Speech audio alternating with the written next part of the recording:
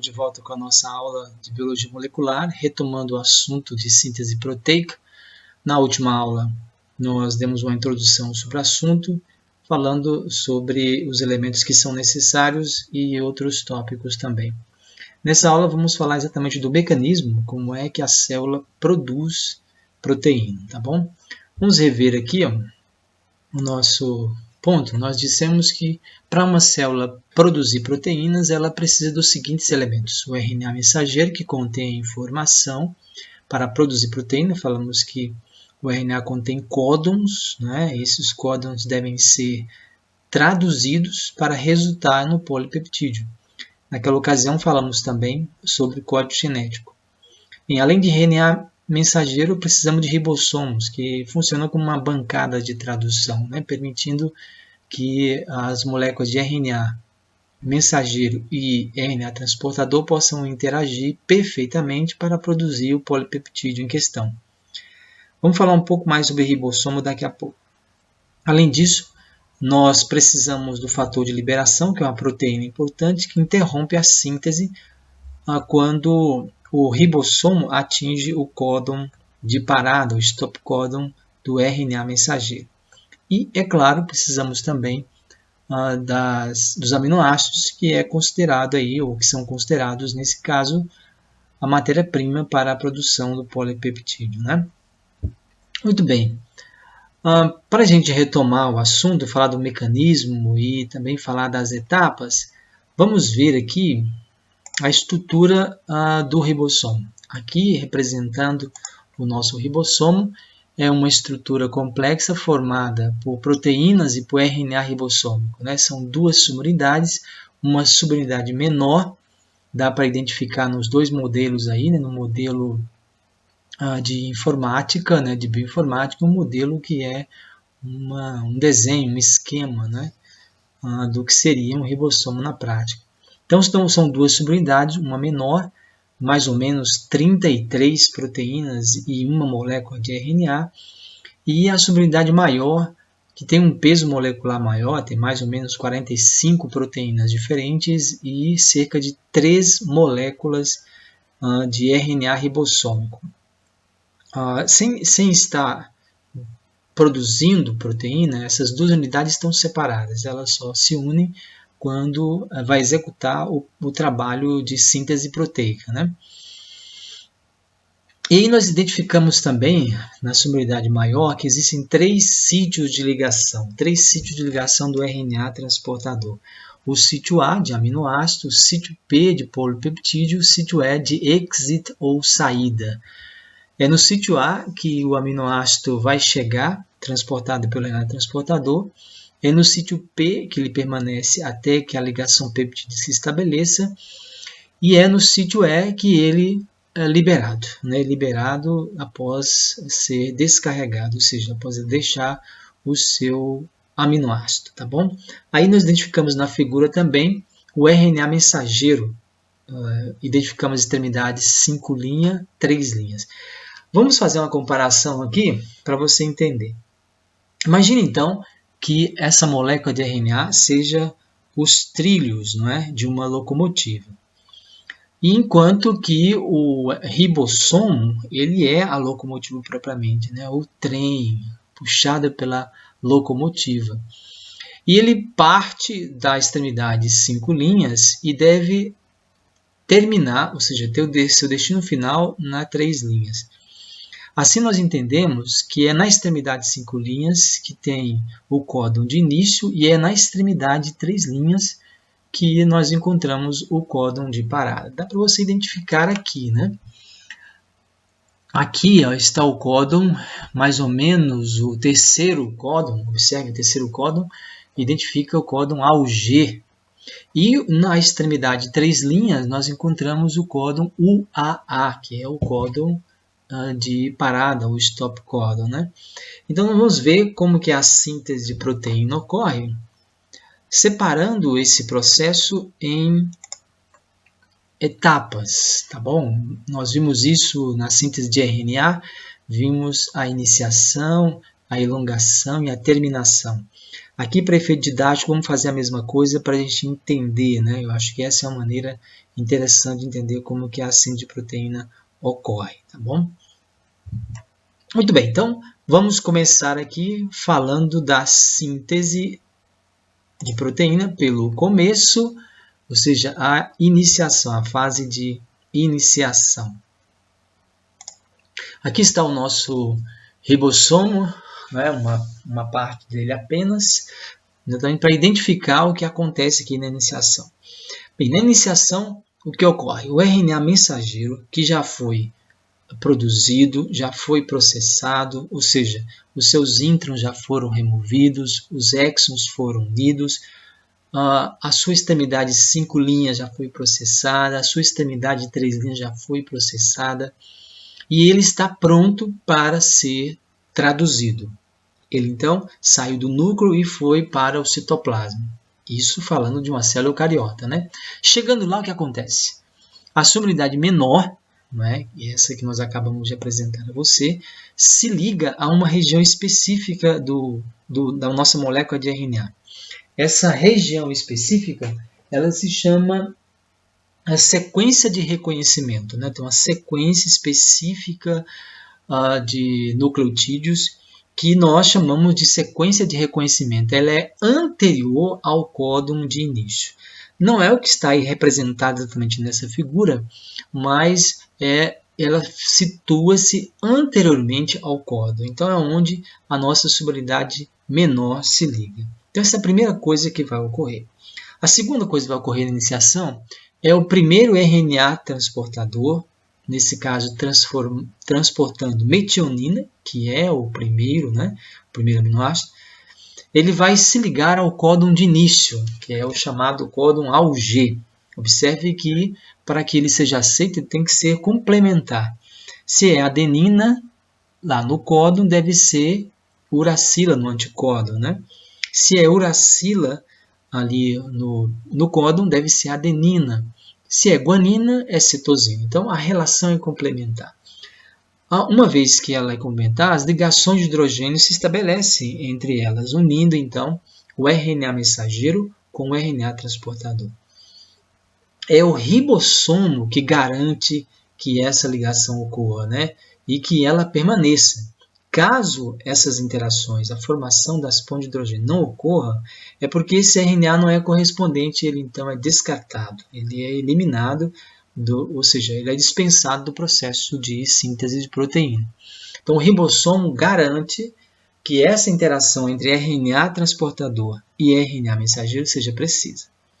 Bem, logo em seguida, o que ocorre, que não está representado nessa figura, a subunidade maior vai se ligar à subunidade menor, completando, então, a máquina de tradução. Ou seja, o ribossomo com as duas subunidades, o RNA mensageiro e o primeiro RNAT. Agora, ocupando o que a gente chama de sítio P. Lembrando que nós falamos agora mesmo que são 3 sítios, né? O sítio P fica ocupado e o sítio A livre, aberto, para que o segundo RNA transportador possa se ligar. E é o que você está vendo aí, ó. O segundo RNA transportador, transportando glicina, com o anticódon GU, vai se ligar ao códon complementar CAA. Veja que a ligação ela é perfeita, né? As interações entre os dois é perfeita e, portanto, ele permanece. A partir daí, o que nós temos agora? O processo de elongação, não é? A elongação ela começa a partir da primeira ligação peptídica que ocorre até a última. E vamos ver o processo todo em etapas para a gente entender mesmo como é que ocorre. Muito bem. Aí o que precisa ocorrer aí? Observe que 2 coisas são necessárias. Primeiro, o RNAT que transportou metionina tem que deixar o seu aminoácido. Segundo, esse aminoácido tem que se ligar ao próximo aminoácido que chegou aí transportado pelo segundo RNA transportador. Quem é que vai promover essas 2 coisas? Ou seja, promover a ruptura da ligação do aminoácido com o RNA-T e depois promover a ligação entre os dois aminoácidos, nós chamamos de ligação peptídica. Quem faz isso é a subunidade maior do ribossomo. A subunidade maior do ribossomo, ela tem atividade catalítica. Não as proteínas exatamente, mas moléculas de RNA, componentes, né? Eu disse aí que são 3 moléculas de RNA. E essa molécula de RNA, ela é quem catalisa esses 2 eventos importantes. Catalisa a separação do RNA transportador do aminoácido e promove a ligação entre os aminoácidos, ou seja, essa ligação peptídica que eu acabei de dizer. Bem, então o que nós podemos ver no próximo slide é exatamente isso. Observe que o primeiro RNA-T, que transportava metionina, já liberou o seu aminoácido. Esse aminoácido já está ligado ao segundo, e ambos estão presos ao segundo RNA transportador, ligado ainda no sítio A. O que deve acontecer em seguida? O RNA, primeiro RNA transportador, ele deve ser empurrado para o sítio E, que não está representado aqui, por efeito de simplificação, nós não colocamos, né, o sítio E, mas ele é deslocado para o sítio E. E do sítio E ele sai, não é? Ele é liberado exatamente nesse momento. Enquanto que o ribossomo desloca, lembrando da locomotiva, desloca no sentido 5 linhas, 3 linhas, para o terceiro códon. Aí o que nós temos? Nós temos a próxima situação, que é essa aqui. Ó. Observe agora que o nosso primeiro RNA-T foi liberado, o peptídeo formado, um dipeptídeo, ainda ligado ao segundo RNA transportador, está no sítio A. Em seguida, o que ele faz? Ele desloca para o terceiro códon, expondo então, aberto agora no sítio A, e o peptídeo preso ainda está ocupando o sítio P. Né? Qual que é o próximo passo, então, observando direitinho a figura?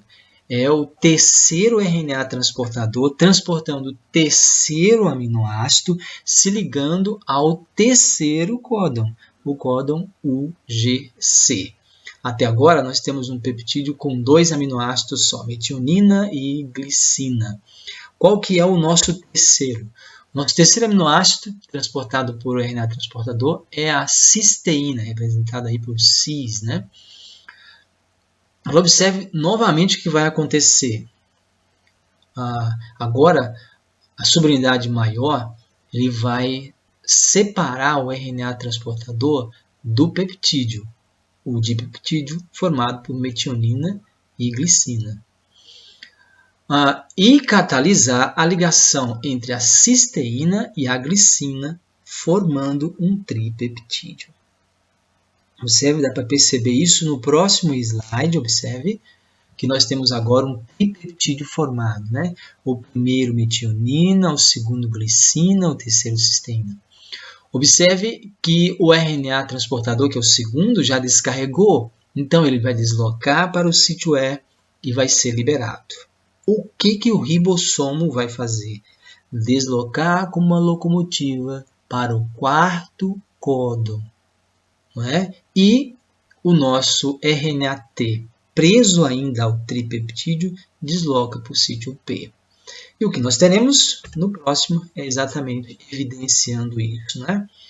O próximo, o que a gente percebe? Agora, o terceiro RNA transportador, ainda ligado ao tripeptídeo, está no sítio P. E o sítio A, que é o quarto, está agora, o quarto códon, está aberto, pronto para receber o próximo RNA-T. O quarto RNA transportador, transportando leucina. Aí você percebe que vai repetir isso até chegar no final, né? Dá para perceber claramente aí. Então, nós temos o quarto aminoácido transportado pelo quarto RNA transportador. O que a subunidade maior do ribossomo vai fazer? 2 coisas. Romper a ligação, né, entre o peptídeo formado e o RNA transportador e a ligação entre esse aminoácido, leucina, e o anterior. Você deve lembrar da bioquímica que a ligação ela acontece entre o radical ácido de um aminoácido e o radical amino do outro, né? O radical ácido é do aminoácido aí que está chegando, né? Aliás, do que está presente no peptídeo. O que está chegando tem um radical amina, permitindo então que a ligação peptídeo seja feita catalisada pela subunidade maior do ribossomo. Como nós podemos observar no próximo slide aí, já temos 2 sítios ocupados, a ruptura entre o RNA transportador, que seria o terceiro, e o peptídeo, e ligação peptídica estabelecida, né? O ribossomo deslocando para o 5º códon, deixando o sítio A aberto para o próximo RNA transportador. O próximo RNA transportador vai transportar o quê? Olha o códon, CGA. Se tivesse uma tabela de código genético, você pode observar que CGA corresponde a quem? Corresponde ao aminoácido arginina, não é? Aí pelo anticódon GCU. Ligação perfeita. Aí o processo, veja, se repete ao longo de todo o RNA até que todos os aminoácidos sejam incorporados ao peptídeo que estava, né, com a sua receita no RNA mensageiro. Aí nós temos o nosso peptídeo pronto, veja, com 5 aminoácidos nesse peptídeo hipotético aqui. Não é um pentapeptídeo com 5 aminoácidos. Agora nós temos uma situação. Veja quem é que está agora aberto, né? É um códon que não corresponde a aminoácido, mas um códon de parada. E você deve se lembrar do códon de parada. O que é o códon de parada? O códon de interrupção. Ele deve estar na extremidade 3 linhas do RNA, não é? Ele não corresponde a aminoácido, deve corresponder ao que então? A um sinal de interrupção, que é o que nós estamos vendo aí. Ó. É o códon UAG. São 3 códons. Qualquer um deles que aparecer vai identificar como o ponto final. Tá certo? Seria o destino final da nossa locomotiva, né? E aí o que nós temos? O que vai se ligar? RNA-T não se liga aí, porque isso não corresponde ao aminoácido. Quem vai se ligar? O fator de liberação, uma proteína que vai se ligar ao fator, né, que nós vamos ver aqui no próximo slide. Opa, aqui está voltando. Não está aqui representado, mas uma proteína se ligaria, obviamente, a esse códon UAG, promovendo o quê? Promovendo a separação entre o último RNA transportador e o peptídeo, e naturalmente desfazendo essa estrutura, né, que é o ribossomo ligado ao RNA. Então nós temos a liberação das 2 subunidades do ribossomo e a liberação do RNA mensageiro e do peptídeo. Não é? O que nós temos então no final?